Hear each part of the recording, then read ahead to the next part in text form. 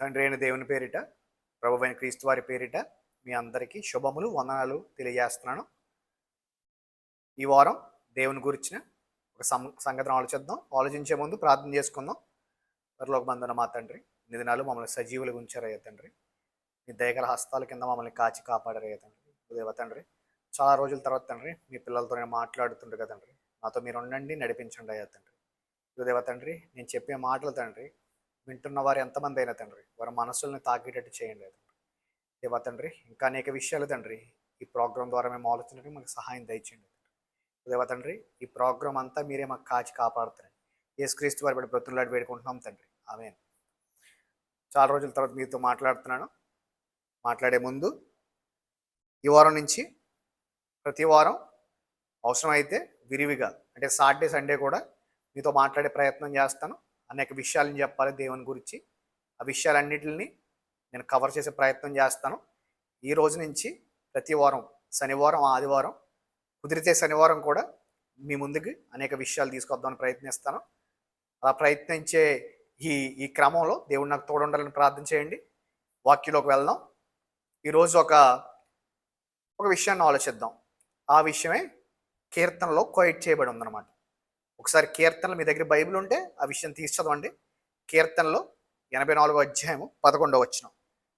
దేవుడైన యెహోవా సూర్యుడును కేడెమునై ఉన్నాడు. యెహోవా కృపయు ఘనతయు అనుగ్రహించును.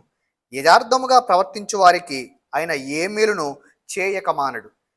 మీరు అక్కడ ఆలోచిస్తే, ఆ కీర్తనలో 84వ అధ్యాయంలో మీరు ఆలోచిస్తే, మనకి చూసినప్పుడు అది చాలా చిన్న విషయం అనిపించవచ్చు, కానీ ఆయన అన్నాడు దేవుడైన యెహోవా అంట సూర్యుడును కేడెమునై ఉన్నాడట. ఈరోజు ఆ దేవుడైన యెహోవా ఎందుకు సూర్యుడు అయి ఉన్నాడో ఆలోచిద్దాం. సాధారణంగా నేను ఎప్పుడు చెప్పేది ఏంటంటే, బైబిల్లో ఏ విషయం సాధారణంగా దేవుడు కోయిట్ చేయొచ్చుడు. ఒకవేళ బైబిల్లో ఆ విషయం ప్రస్తావించబడిందంటే దానికి వెయిట్ ఉంటే కానీ దేవుడు, లేకపోతే ఆ విషయానికి ఎంతో ప్రాముఖ్యత ఉంటే కానీ దేవుడు బైబిల్లో ఆ విషయాన్ని మెన్షన్ చేయడు. ఆ విషయాన్ని మీతో చెప్పాలనుకోడు. అటువంటి విషయమే ఈరోజు మనం ఆలోచించబోతున్నాం. అదే దేవుడైన యెహోవా మనకంట సూర్యుడై ఉన్నాడట. ఇదేంటండి? సమీపింపరాని తేజస్సులో ఆయన ఒక్కడే కదా ఉన్నాడు. ఇదేంటండి? సృష్టిలో ఆయనతో సమానమైనవి ఏమీ లేవు కదా. ఇదేంటి ఆదర్ దేవుడైన యెహోవా మనకు సూర్యుడై ఉన్నాడని కోయిట్ చేస్తున్నాడు. ఏమండి, దేవుడు మనిషికి అర్థం కావాలంటే, ఏమండి దేవుని విషయాలంట అందరికీ అర్థం కావంటండి. ఆయన విషయాలట రహస్యముతో కూడుకున్న విషయాలట పౌలు గారు ప్రస్తావిస్తూ అంటారు. కాబట్టి దేవుడు కొన్నిసార్లు ఏం చేస్తాడంటే మనకు అర్థమయ్యే భాషలో చెప్తాడు. ఆ భాషలో ప్రస్తావిస్తున్న ఆయన అంటున్నాడు, దేవుడైన యెహోవా అంట ఆయన నమ్ముకున్న వారికి సూర్యుడై ఉన్నాడట. ఎందుకు ఈ విషయం ప్రస్తావించాడు అనే ఆలోచన మనకు వచ్చిన వెంటనే మనం ఏం చేయాలి తెలుసా? ఆయన దేని గురించి అయితే ప్రస్తావిస్తున్నాడో దాని గురించి మనం ఆలోచించడం మొదలు పెట్టాలి. ఈరోజు నేను అటువంటి సందర్భాన్ని మీ ముందుకు తీసుకొస్తాను. ఏమండి, సూర్యుడి వల్ల చాలా ఉపయోగాలు ఉన్నాయండి. సూర్యుడి వల్ల చాలా ఉపయోగాలు ఉన్నాయి కదండి. చాలా ఉపయోగాలు ఉన్నాయి. నేను అటువంటి ఉపయోగమే ఈరోజు మీ ముందుకు తీసుకురావడానికి ప్రయత్నిస్తాను. ఏమండి, సూర్యుడి నుంచి వచ్చే లైట్, ఆ ఎనర్జీ మొక్కలు ఏం చేస్తాయో తెలుసా? ఆహారాన్ని తయారు చేసుకుంటాయి. ఏమంటే మీరు ఇది వినాలి. ఒకవేళ యూత్ వింటే, లేకపోతే ఎవరైనా చదువుకున్న వాళ్ళు వింటే, లేకపోతే బైబిల్ బాగా అర్థమైన వాళ్ళు వింటే ఈ విషయం చాలా అద్భుతంగా ఉంటుంది. ఏంటంటే సూర్యుడంట మొక్కలకి ఆహారాన్ని తయారు చేసుకోవడం ఉపయోగపడతాడట. ఎలా ఉపయోగపడతాడంటే చూడండి, దేవుని సృష్టి అంత అద్భుతంగా ఉంటుందో. ఏమండి, మొక్కలకి ఏముంటాయి? ఆకులు ఉంటాయి. ఏమండి, ఆకుల్లో గుర్తుపెట్టుకోండి చాలు, ఆకుల్లో క్లోరోఫిల్ అనే సబ్స్టెన్స్ ఉంటుంది. అవి ఏం చేస్తాయంటే సూర్యుడి నుంచి వస్తున్న కాంతి శక్తిని ఏమండి అవి తీసుకుంటాయి అన్నమాట. ఆ పదార్థం, ఆ క్లోరోఫిల్ అనే పదార్థం ఆ శక్తిని తీసుకుని స్టోర్ చేసుకుంటుంది. ఏమండి చూడండి, దేవుడు ఎంత అద్భుతమైన వాడు.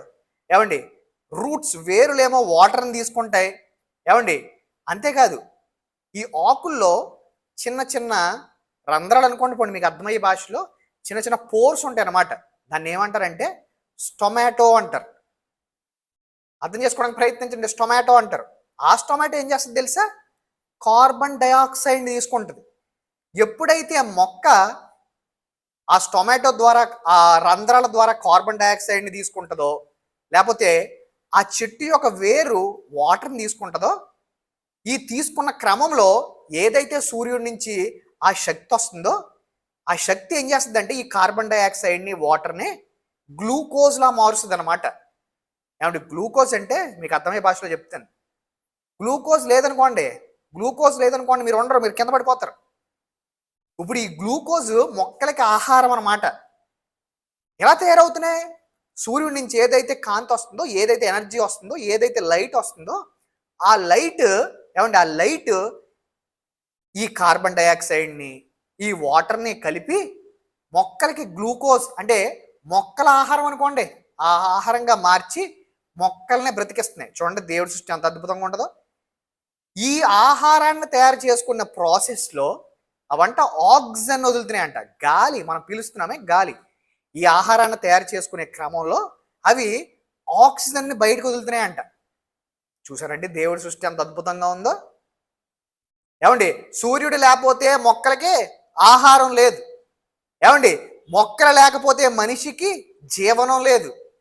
ఏమండి ఒక విషయం చెప్పాలంటే సూర్యుడే లేకపోతే సృష్టి స్తంభించిపోతుంది, మనిషి మనుగడ కష్టమైపోతుంది. మొక్కలు లేకపోతే ఆ గాలి లేదు, మొక్కలు లేకపోతే ఆక్సిజన్ లేదు, ఆక్సిజన్ లేకపోతే మనిషి లేడు. చూసారండి దేవుడి సృష్టి ఎంత అద్భుతంగా ఉందో. ఏమండి ఇప్పుడు ఆయన ఏమంటున్నాడో తెలుసా? సూర్యుడి వల్ల మీరు బ్రతికించబట్టలేదు. క్రైస్తవులుగా మిమ్మల్ని పిలిచాడే సంఘంలోకి, విశ్వాసులుగా మిమ్మల్ని పిలిచాడే సంఘంలోకి, లేకపోతే యూదులుగా ఆయన పిలిచాడే ఆ రోజు అరణ్యంలో వారిని నడిపించడానికి. దేవుడు అంటున్నాడు, ఆయన అంట మనకి సూర్యుడై ఉన్నాడట. ఈ సూర్యుడు అవసరంలో వద్దా ఆయన ఉంటే? ఈ ప్రకృతి అవసరంలో వద్దా ఆయన ఉంటే? ఈ లోకంలో ఎవరో మనకు అవసరంలో వద్దా ఆయన ఉంటే? ఏమండి ఆ సూర్యుడు ఆ దేవుడు మనకుంటే, ఆయన మనకు కేడెముగా ఉంటే ఈ లోకంలో మనకి ఎవ్వరు అవసరం వద్దట. ఎవరి కాళ్ళ మీద మనం పడవసరం వద్దట. ఆయన మిమ్మల్ని పోషిస్తాడట. మీరు అడగొచ్చునండి, ఎలా పోషిస్తాడు? సూర్యుడు అవసరం వద్దు అంటున్నారు, దేవుడు ఎలా పోషిస్తాడు? నేను ఒక చిన్న సందర్భాన్ని మీ ముందు తీసుకొచ్చే ప్రయత్నం చేస్తాను ఈరోజు. ఏమండి బైబిల్ ఎప్పుడు రుజువులు లేకుండా మాట్లాడదు. రుజువులు ఉంటేనే బైబిల్ మాట్లాడుతుంది. ఈరోజు అటువంటి సందర్భాన్ని మీ ముందుకు తీసుకురావడానికి ప్రయత్నం చేస్తాను. కాబట్టి ఒకవేళ మీరు బైబిల్లో కొంచెం మీకు ఎంతో కొంత పరిజ్ఞానం ఉంటే 2వ రాజుల 6వ అధ్యాయంలో ఒక చాలా ప్రాముఖ్యమైన విషయం కొయిట్ చేయబడి ఉంటుంది. ఇది ఒక కథ అనుకోండి. ఈరోజు ఒక ప్రాముఖ్యమైన విషయం కొయిట్ చేయబడి ఉంటుంది. అదే ఏంటంటే సిరియా రాజు అయిన బెన్హదదు, ఏమండి సిరియా రాజు ఇస్రాయేల్ దేశాన్ని అంతా ముట్టడి వేస్తాడండి. ఇస్రాయేల్ దేశాన్ని అంతా ఆక్రమించేసుకుంటాడండి. అప్పుడు ఏమండి ఎప్పుడైనా గుర్తుపెట్టుకోండి, వాణిజ్య వర్తకాలు జరగకపోతే కొన్ని ప్రదేశాల్లో తిండుండదు. నేను ఒక చిన్న విషయం చెప్తున్నాను. ఈరోజు ఇరాన్ అమెరికా వార్ జరుగుతుంది కదండి. అక్కడి నుంచి ఆ మార్గ మధ్యలోంచి మనకి ఏమొస్తుంది? ఆయిల్ వస్తుంది. ఈరోజు ఈ వార్లో ఎవరు ఎక్కువ నష్టపోతున్నారో తెలుసా? మనం ఎక్కువ నష్టపోతున్నాం. ఈరోజు ప్రభుత్వం కూడా పిలుపునిస్తుంది ఏమని? వర్క్ ఫ్రమ్ హోమ్లు చేయమని, కారులు నడపడం తగ్గించమని. ఎందుకనుకుంటున్నారు? మనకు కావాల్సిన ఆ ఆయిల్ ఏవైతే బండ్లు పరిగెట్టడానికి కావాలో అది మనకి అందట్లేదు ఆయిల్. ఏమండి కాబట్టి వాణిజ్య వర్తకాలు దేశాల మధ్య చాలా అవసరం అండి. ఇప్పుడట సిరియా రాజు అయిన బెన్హదదు ఏమండి ఇస్రాయేల్ మీద యుద్ధం ప్రకటించి మొత్తం ఇస్రాయేల్కి వచ్చే రాకపోకలన్నింటినీ ఆపేసిడంటే. వారికంట ఆహారం లేదంట. ఎప్పుడైతే ఈ వాణిజ్య వర్తకాలు లేకపోతే ఎప్పుడైతే ఆ ఇస్రాయేల్కి రావాల్సిన మార్గాలన్నీ మూసేశాడో ఆ సిరియా రాజు, ఏమండి వారికి ఆహారం లేదంట. ఇస్రాయేల్లో గొప్ప కరువు వచ్చిందంటండి. మీకు ఆ కరువునికి ఎంత గొప్ప కరువు మీకు చెప్పాలంటే నేను ఒక చిన్న విషయాన్ని ప్రస్తావిద్దాం అనుకుంటున్నాను.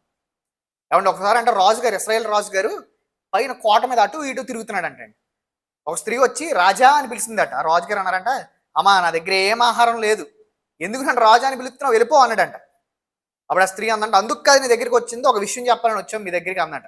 ఆ చెప్పమ్మా అన్నాడంట రాజుగారు. అప్పుడు ఆ స్త్రీ చెప్పిందంట, ఇదిగో ఆ పక్కన ఉందా ఈ లేడీ, ఆవిడ పక్కన ఇంకో స్త్రీ ఉందంట, ఇంకొక ఆవిడ ఉందంట. నిన్న ఆహారం లేదు కదా మరి మాకు, నిన్న నాకు పుట్టిన పిల్లని వండుకుని తినేసాం, ఆవిడ నేను అనుకున్నాం ఈరోజు నా పిల్లని తిందాం, రేపు నీ పిల్లని తిందాం అనుకున్నాం, ఈరోజు తినడానికి తన పిల్లని నాకు ఇవ్వట్లేదు రాజా అందంట. ఏమంటే రాజు అంట మాటిని, అయ్యో బాబో ఇదేం పరిస్థితి రా బాబు, ఇదేం పరిస్థితి రా బాబు, అయ్యి బాబు ఎలాగైపోయింది ఏట్రా నా రాజ్యం అని ఏమంటే వస్త్రాలన్నీ చింపేసుకుని దుఃఖంతో గోనె బట్ట కట్టుకున్నాడంటే. ఆ రాజు అన్నాడంట, ఎందుకు యెహోవాను ఆశ్రయించడం ఎందుకు, ఇందుకా నేను యెహోవాను ఆశ్రయించింది, ఇదిగో ఆ ప్రవక్త ఉన్నాడే ఎలీషా ప్రవక్తనే, ఆ ప్రవక్తను తీసుకురండి ఈరోజు చంపేద్దాం అన్నాడంట. ఏమంటే ఎలీషా వచ్చాడట, మొత్తం మీద ఆ రాజుగారు ఎలీషాని కలవడానికి వెళ్ళాడు. ఎలీషా దగ్గరికి వెళ్ళాడట రాజుగారు. అప్పుడు ఎలీషా గారు అన్నారంట, రేపు ఇదే సమయానికి, నువ్వు ఆహారం లేదని భయపడుతున్నావు కదా ఈరోజు, రేపు ఇదే సమయానికి నీ దేశంలోనే ఏంటి బిజినెస్ జరుగుద్ది, వ్యాపారం జరుగుద్ది. ఈరోజు ఆహారం లేదని భయపడుతున్నావే, రేపు నీ దేశంలోనే ఆహారం అమ్ముతారన్నారంట. అప్పుడు పక్కన ఉన్నాడు అన్నాడంట, ఇదిగో యెహోవా ఆకాశంలోంచి కిటికీలు నిప్పినా, ఒరే బాబు అన్నమే లేదంటే నువ్వేంటి వ్యాపారం జరుగుద్ది అంటున్నావు, నువ్వేంటి ఇక్కడ ఎవరిని గోధుమలను అమ్ముతారంటున్నావు, నువ్వేంటి ఇక్కడ ఆయిల్ని అమ్ముతారంటున్నావు అన్నాడంట. అప్పుడంట ఎలీషా గారు అన్నారంట, అవన్నీ జరుగుతాయి కానీ ఈరోజు నువ్వు అంటున్నావే యెహోవా గుప్పెలు ఇప్పినా జరగవని. రాజు ఎవరినైతే ఆనుకున్నాడంట ఒక అధికారి, నా అధికారి అన్నాడంట, యెహోవా గుప్పెలు ఇప్పినా జరగవన్నాడంట, నువ్వు అవి చూడడానికి ఉండవన్నాడంట. కదండి, నేనేమో మీకు కరువు గురించి చెప్పాను కదా, ఎంత దారుణంగా ఉందో కరువు. పిల్లల్ని ఏమంటే పిల్లల్ని వండుకుని తినేస్తున్నారట, ఏమంటే పిల్లల్ని వండుకుని తినేస్తున్నారట. ఏమంటే గొప్ప దేవుడు అండి. కొన్నిసార్లు దేవుడు మన పక్షాన పెద్ద పెద్ద యుద్ధాలు చేయడండి. ఏమండి దేవుడు మన పక్షాన పెద్ద పెద్ద వకాల్తాలు పుచ్చుకుని మన పక్షాన పక్క వాళ్ళతో పెద్ద పెద్దగా లేకపోతే కేకలు వేసేసి లేకపోతే మన పక్షాన ఆయన ఏమండి మన పక్షాన ఆయన పెద్ద పెద్ద యుద్ధాలు చేయడు, కానీ చిన్న చిన్న విషయాలతో మన లైఫ్ని మార్చేస్తాడండి. ఏమండి దేవుని చూపు చాలు కదండి మన లైఫ్ మారిపోవడానికి. ఏమండి ఈ పంచభూతాలని సృష్టించి నడిపిస్తున్నాడే, ఆయన చూపు చాలు కదా మన లైఫ్ మారిపోవడానికి. ఆయన చూపు చాలు మన లైఫ్ మారిపోవడానికి.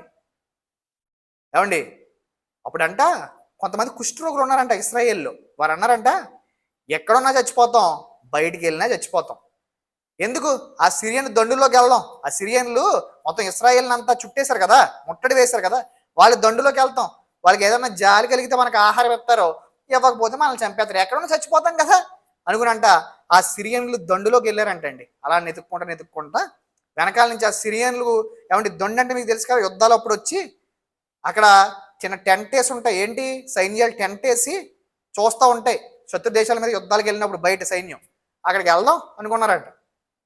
ఏమండి ఏం జరిగిందో ఏమైందో తెలియదు కానీ ఏమంటే సిరియన్లు సైన్యాన్ని అంతటికినంట పెద్ద పెద్ద రథాల సౌండ్లు లేకపోతే పెద్ద పెద్ద సైన్యం సౌండ్, రథాలు గుర్రాల సౌండ్ వినపడి అప్పుడు సిరియన్లు అనుకున్నారంటే ఇదేంట్రా ఎంత సౌండ్ వచ్చేస్తుంది, అయ్య బాబోయ్ ఇశ్రాయేల్ రాజుకి హెల్ప్ చేయడానికి ఐగుప్తు రాజు వచ్చేస్తున్నాడు, ఇశ్రాయేల్ రాజుకి హెల్ప్ చేయడానికి హిత్తీల రాజు వచ్చేస్తున్నాడు, అయ్య బాబోయ్ ఇశ్రాయేల్ రాజుతో వేరే రాజులు అందరూ చేరిపోయారని ఎక్కడ సామాగ్రిని, ఎక్కడ దోచుకున్న వస్తువుల్ని, ఎక్కడ బంగారాన్ని, ఎక్కడ గాడిదని, ఎక్కడ గుర్రాన్ని అక్కడే వదిలేసి పారిపోయారంటండి.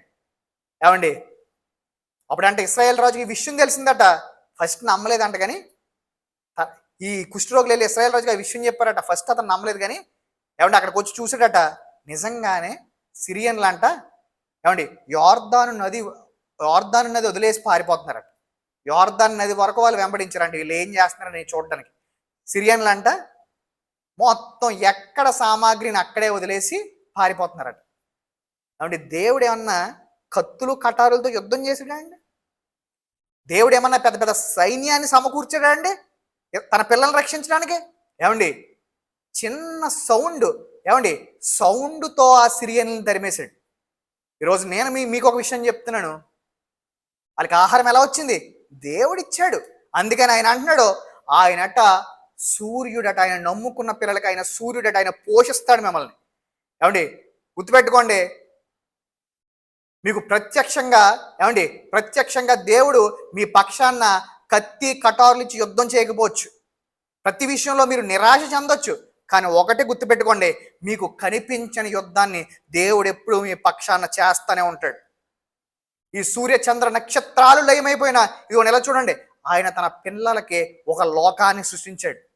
ఆ లోకానికి ఆయన నరులారా తిరిగి రండి అని పిలుస్తున్నాడు. మన పక్కన ఏమండి మన చుట్టుపక్కల పరిస్థితులు బాగోపోయినా, మనం క్రైస్తవులమని అనేక మంది మనల్ని ద్వేషించిన, ఏమండి తినడానికి ఆహారం లేకపోయినా ఒకటి గుర్తుపెట్టుకోండి, దేవుడు తన నమ్ముకున్న ప్రజలకి, ఏమండి తన నమ్ముకున్న పిల్లలకి మనం పాత నిబంధనలో చూస్తే కాకుల ద్వారా ఆహారం పంపించాడు. తన ప్రవక్తల్ని పోషించాడు. ఈరోజు ఆయన మిమ్మల్ని యాజక సమూహంగా పిలుస్తున్నాడు. వారిని పోషించింది దేవుడు మిమ్మల్ని పోషించడా అండి? ఒకవేళ ఆ విశ్వాసం మీలో ఉంటే గుర్తుపెట్టుకోండి, తనను నమ్ముకున్న తన పిల్లలకి ఆయన సూర్యుడై ఉన్నాడు. సమీపింపరాని తేజస్సులో ఆయన ఒక్కడు మాత్రమే ఉంటాడు. ఆ తేజస్సులోకి మీ అందరినీ రమ్మంటున్నాడు. ఎంత గొప్ప అండి దేవుడు మన తండ్రి అయితే. ఎవ్వరు అవసరంలా. దేవుడు మన పక్షాన కత్తులు కటార్లు పొచ్చుకోడు, కానీ మీకు కనిపించిన యుద్ధంలో ఆయన నిశ్శబ్దంగా మీకోసం యుద్ధం చేస్తాడు. ఈ మాటలన్నీ మీ మనసులో పెట్టుకోండి. వచ్చే వారం కుదిరితే శనివారం ఆదివారం కూడా మీతో మాట్లాడతాను. అంతవరకు దేవుడు మిమ్మల్ని మీ కుటుంబాన్ని దీవించి ఆశ్రయించిన కాక ప్రార్థన చేసుకుందాం.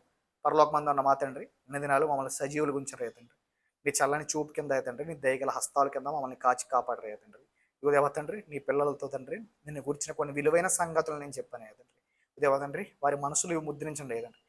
వారితో మీరు ఉండండి, వారిని నడిపించండి. వచ్చే వారం తండ్రి నిన్ను గురించిన మరే కొన్ని విషయాలు మేము నేర్చుకోవడానికి సహాయం దయచేయమని యేసుక్రీస్తు వారి పెట్టి బ్రతుకులు వేడుకుంటున్నాం తండ్రి. ఆమేన్.